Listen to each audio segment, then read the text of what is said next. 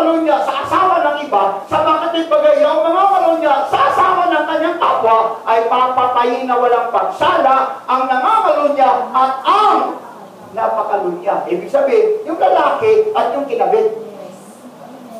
Patnay. Pero ako, kung ako ang masusunod, hindi ko papatayin. Alam niyo kung ano? Meron ako isang bagay na kukunin para habang buhay pagdusahan.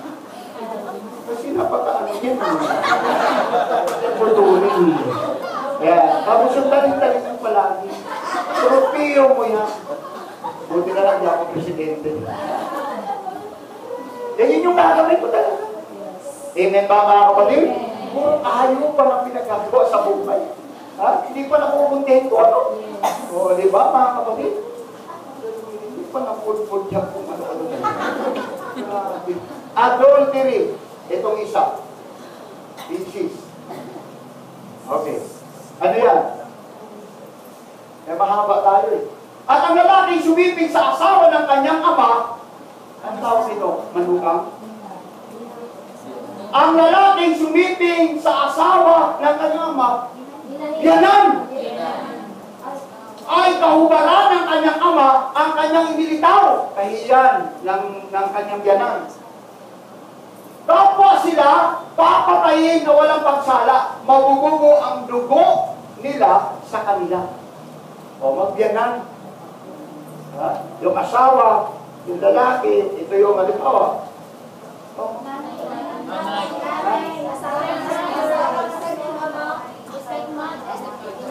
Mother.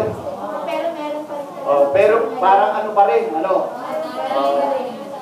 Diba? Basta papatayin. Basta papatayin talaga. Ha? Amen ba mga kapatid? O ito, homosexuality. O ito, tingnan mo. At ang lalaki sumiping sa kapwa lalaki na gaya ng pagsiping sa babae. Kung ano yung lalaki na sumiping sa babae at ang lalaki sumiping sa kapwa lalaki, pating. Ha? Ay nagkasala ng karumal-dumal. Oh, masama bang umibig? Karumal-dumal nga eh. Oh. Sila'y papatayin na walang pagsala. Mabubugo ang kanilang dugo. Dalawa sila papatayin. Oh. Kaya ngayon, ang dami, 5-5 ang homosexuality ngayon. Grabe, ano? Everybody say amen? Ha? Sunod, marry both mother and daughter. Leviticus chapter 20, verse 14. Yan ha? At kung isang lalaki mag-asawa na sa isang babae ang kanyang ina, at sa kanyang ina ay kasamaan, susunugin. Ayan na, susunugin sa apoy, kapwa siya at sila upang huwag magkaroon ng kasamaan sa inyo. Yan. Kung ang isang lalaki ay mag-asawa ng isang babae at ang kanyang ina, ibig sabihin yung anak at nanay, inasawa. O, inasawa. Eh, hindi na mga kapatid, hindi naman papatay, susunugin. Susunugin sa apoy, patay din. Namamatay ba pag sinunog? Patay din. Ayan. Patay, litsul. Papatayin daw mga kapatid. Ha? Okay. Ito. Last. Being a medium of spiritist. O mga spiritista. Ang isang lalaki na naman o kaya ang isang babae na inaalihan ng masamang espiritu o mangkukulam ay papatay na walang pagsala. Sila babatuhin ng mga bato. Bato naman ang pamatay. Mabubugo ang kanilang dugo sa kanila. So, ito yung batas ni Moses. Ito yung Old Covenant, mga kapatid. The question is, was the law a God law? Ang batas ba mabuti? Ha? Ang batas ba mabuti, mga kapatid? Basahin natin sa Bagong Tipan, sa Romans chapter 7, verse 12, na sinabi ni Apostol Pablo, ito, kaya nga ang kautusan ay banal, at ang utos ay banal, at matuwid at mabuti. Mabuti pala ang batas eh. Ha? Marami kasi kung mga puso kung walang batas. Ayan. Banal daw mga kapatid ang utos. Hallelujah. Just. Kaya nga dito mga kapatid, isipin natin mabuti. Paano masugpo ang kasamaan mga kapatid? Na ang gusto ng Panginoon, mga kapatid ko, ang bansa ma-preserve sa kanyang kabutihan. Tandaan nyo mga kapatid. The religious aspects of the law was temporary, the civil law serves its purpose well to govern and preserve a nation. Gusto ng Diyos ma-preserve ang bansa. Magiging maganda. Pero tandaan nyo mga kapatid, isipin nyo mga kapatid ko, paano masupot ang kasamaan sa bansa? At paano ito ma-preserve kung puno na at talamak na ng kasamaan? Tandaan nyo, ayon sa survey, 90% ang Pilipinas ay talamak na sa droga. Ang 10%, sino yun? Tayo. Tayo na lang. Kaya gusto ng Lord, ma-preserve tayo. Bakit mga kapatid? Hindi ka mamadamay. Kung ang 90% ito, kikilos sa bansang ito ng kadiliman, ang born-again Christian, hindi ba madamay? Damay. Hindi pwedeng sabihin ng rapist, ay, huwag mong gahasain yan, born again yan. O nakapal mo. Pwede bang sabihin ng rapist? Nalulong sa droga? Hindi. Pero ang Diyos, para ma-preserve ang bansa, siya yung mag-ordina ng bansa, mga kapatid, at magpapadala siya ng punisher.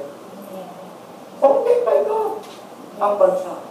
We have to follow and we have to obey the rules and regulation of that government. Kasi kung di tayo susunod, against tayo mga kapatid sa civil law, against tayo sa batas, although tayo mga kapatid, tandaan natin iba tayo. Kasi ang daming tao mga kapatid, ang dami, maging nasa Senado, maging nasa Kongreso, mga kapatid, hindi na daw kailangan mga kapatid, i-improve lang daw ang civil code of ethics, i-improve lang daw, mawawala na yung kasamaan. Ang tanong, ilang presidente na sa bansang Pilipinas ang ipinadala mga kapatid, na resolba ba? Kaya nga sila sa Diyos dahil sila itinagay ng Diyos bilang presidente, pero hindi nila ginampanan ang kanilang pagka-presidente. Amen. Mapapahiya sila ngayon sa salita ng Diyos. Tandaan niyo mga kapatid. Okay. So tingnan muna natin ang capital punishment under the New Testament.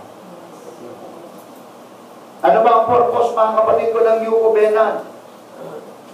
Ngayon, nasa New Covenant tayo, tanda natin, hiwalay tayo mga kapatid, hiwalay na tayo sa civil law, pero nandito pa rin tayo, susunod tayo sa batas ng bansang ito. Bakit? Subukan mo. Pag may traffic dyan, pula na, dumiretso ka, patay ka, huli ka sa unahan, may pulis. Subukan mo magmaneho walang lisensya. Bawal yun. Kukuha ka ng building permit pag patayo ka ng bahay. Kukuha ka ng permit pag nagtindahan ka. Kasi susunod ka sa batas. Pero iba yung pagkatao mo. Kasi tayo ay nasa spiritual kingdom ng Lord. Pero susunod tayo. Everybody say amen?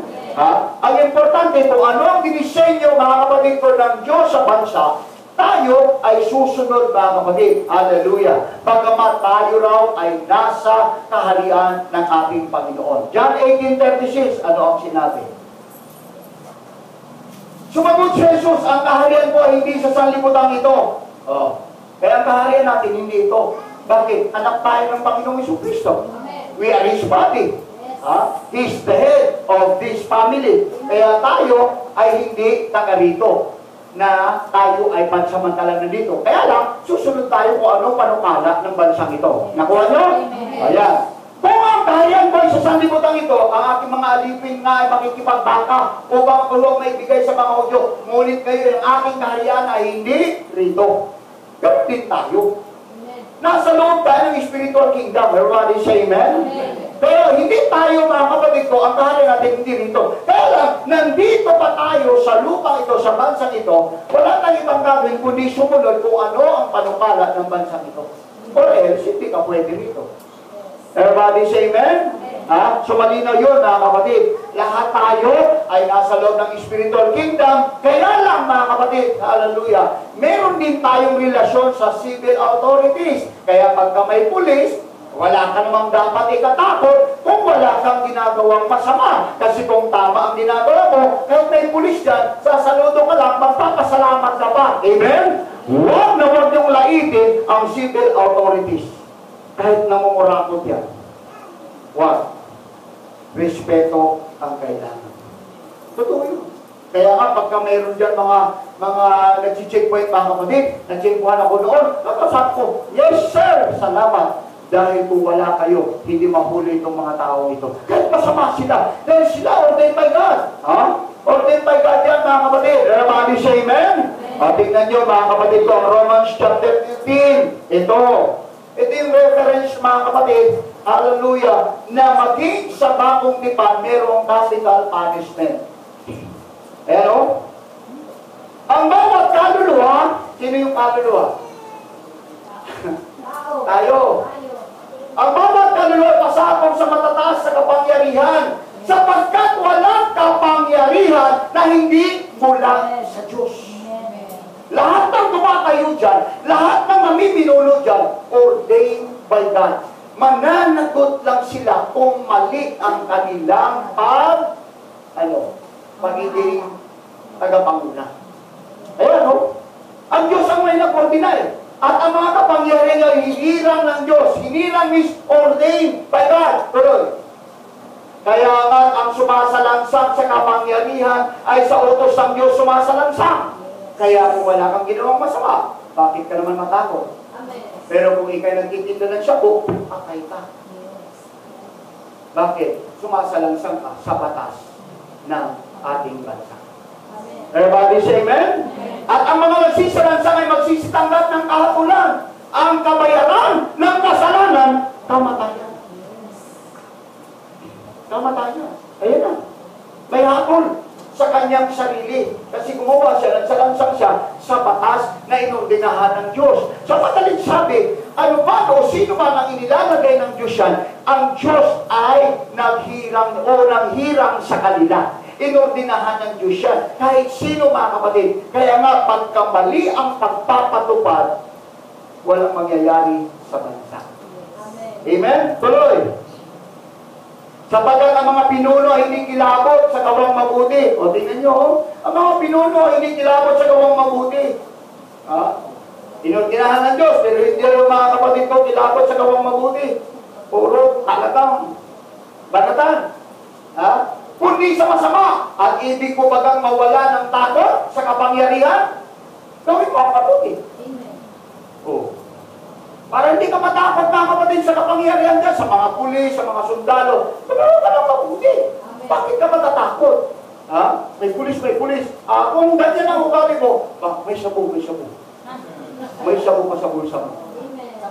Kasi takot ka sa pulis eh. Pero huwag ka matakot sa pulis.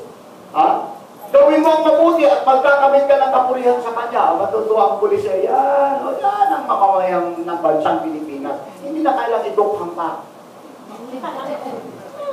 Diba? Sino yung tinutokhang? Tuktokhang nyo. Alam nyo ba yung tuktokhang nyo? Ibig sabihin ng tukhang, hindi nyo alam sa mga Tagalog. Diba? Kumakatok sila, tinakausap sila. Oy, kaya nga tukhang, tuktok, hangyo. Ang hangyo sa Tagalog, nakikiusap. Oy, nakikiusap kami sa'yo, di ka kasi, kukusir ka pa, magbago ka, sumuko ka. Ayaw sumuko, papatayin ka.